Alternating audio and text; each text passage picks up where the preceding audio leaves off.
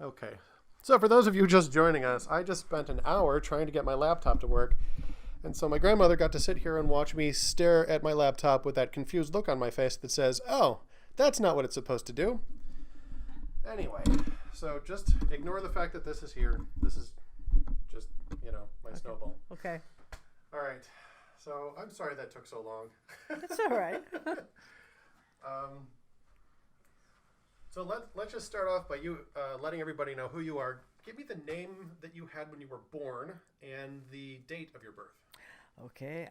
My name was Betty Jane Litchfield, and I was born November 19th, 1922. My mother's name was Dorothy, and her maiden name was Schilling Litchfield. And then my dad was Arthur Clinton Litchfield. What did your dad do for a living? Excuse me. My dad worked for Standard Brand's yeast company, and he was assistant superintendent, and there in Chicago. Okay, now you're looking at the microphone and you sound like you're giving a disposition for a lawyer. Just Okay. look at me and have fun. Don't worry about it. Okay. I'm not going to none of this is going to the government. We're not going to fact check yet. So, right? None of this will show up on your taxes. I just want to learn about your life and our family because I'm going to share this with the cousins. Because every now and then one of the cousins will come up with a story like, did you know Grandma said this or Grandma did? And I'm like, she never told me that story. So I'm like, all right, let's just get all the stories in one place to share with it. Okay. So, hold on, let me get this slightly more out of the way. So, you were born and raised for the first couple of years in Chicago. Mm-hmm. Do you remember where in Chicago? No, I don't. I had the address once and lost it, but we had a nice big house. I remember that, and I remember what it looked like inside. We left when I was 3 because the doctor said I had to have fresh air. So we went out to Elmhurst, which was just really a new city or a new town, and lived there. And the only time I had trouble coughing and was in the wintertime. Well, of course, your house is closed up, and we had a furnace, a coal furnace. And You had a coal furnace? Mm-hmm. I didn't even think about that. Okay. Yeah, and then later on they had, what do they call it? I can't remember. It was... Where did you get coal? Was it like something you would buy at the grocery Well, store? no. There was a coal man always came. We had a coal bin. We had a coal bin in the basement, and he would come and through the window, he would fill it up. Oh, so we'd have it for I don't know how long, probably a couple months, depends upon the weather. And milkman, newspaper boy, coal man. Mm-hmm. That's what I had not heard of. And Iceman too. Oh, really? We didn't have a refrigerator. We had an ice box. Oh my gosh. And my brother had to empty the pan. He had to watch that and empty it. And we had that until I think I was in junior high, and we got a refrigerator.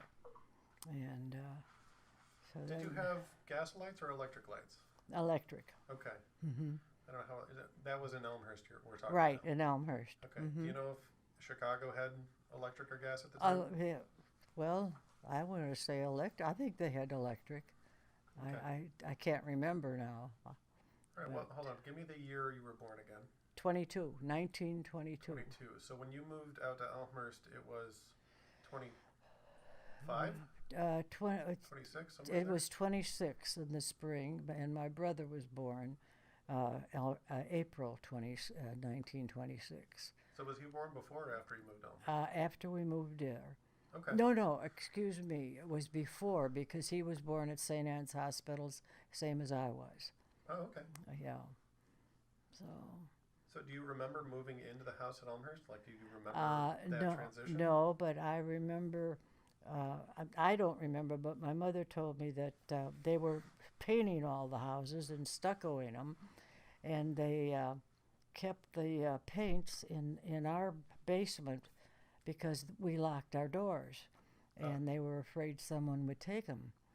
Well, they shouldn't have done that. And so they put them there, and my cousin came over. They lived across the street from us, and Ginny came over, and we went down the basement to play, and I saw all this paint, and so I lifted a couple of the lids, which was a no-no, and I mixed some paints, and I just was having more fun. And So you were making new colors. oh, I sure was.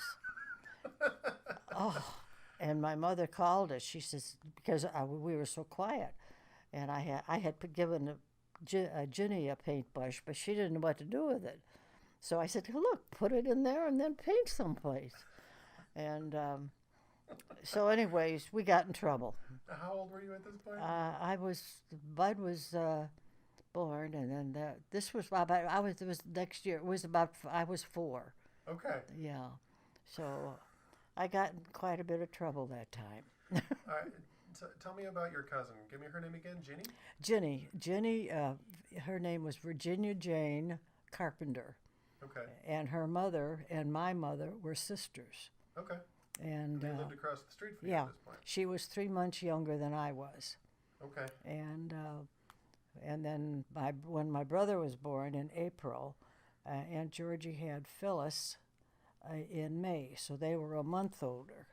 Bud was a month older than Phyllis. And oh, wow. Okay. so That's nice. You got family across the street. oh yeah, well, Were the they there sisters your were whole- very close to one another.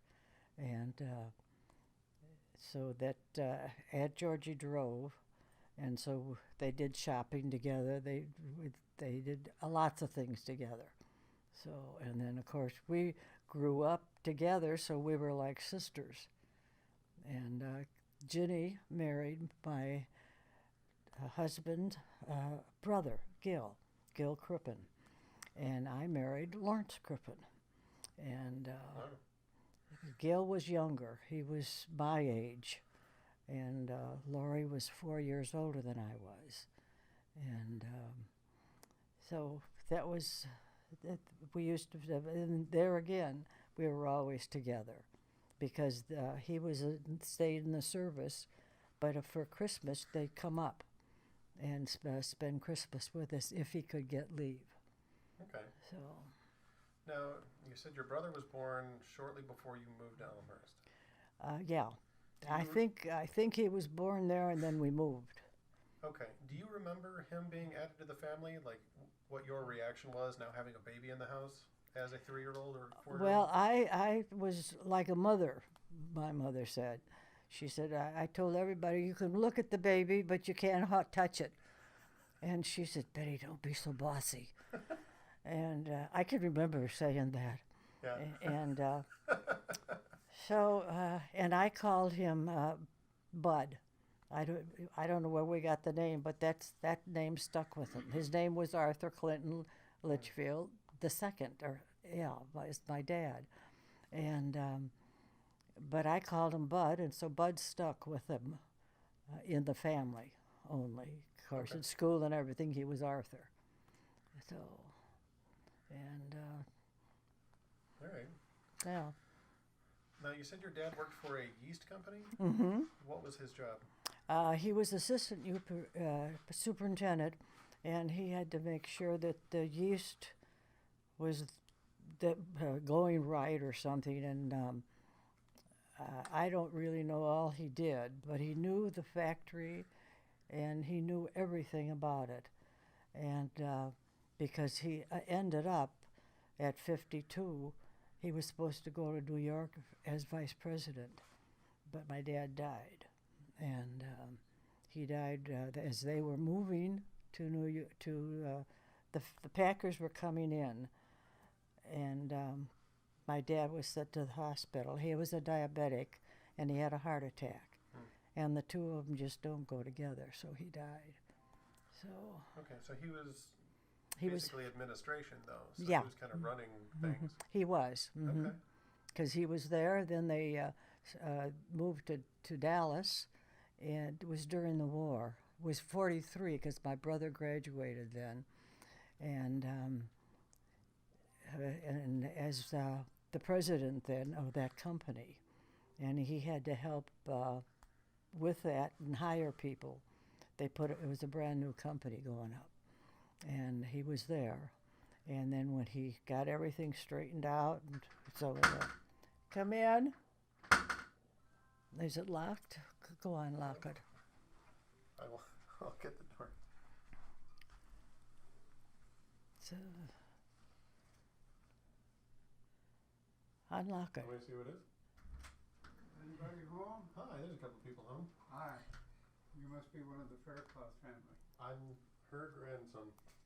Her grandson. It's Yeah. Betty. Yeah. It is. Who's Ask. who's here? This is Virgil. Hey, come on in. Oh, hi, Virgil. Hello there. Hey, what are you doing here? Looks like you're in good company here. Absolutely, my daughter and my grandson. We're going to pause for station identification. Yeah. Yeah.